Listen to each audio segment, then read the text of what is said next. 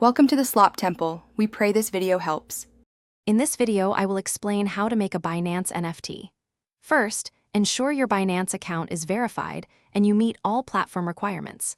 Next, prepare your unique digital asset, whether it's an image, video, or audio file.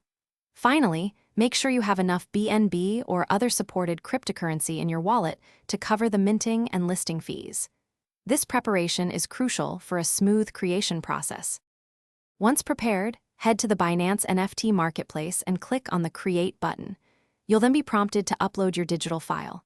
After uploading, carefully fill in all the required information, including your NFT's name, a detailed description, and any relevant properties or categories.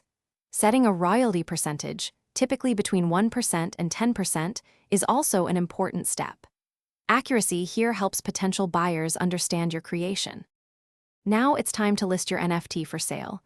You have two main options, a fixed-price sale or an auction. Decide which method best suits your asset and pricing strategy.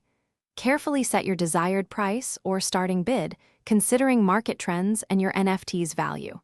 Always double-check all listing details, including fees, before confirming and publishing your NFT to the marketplace.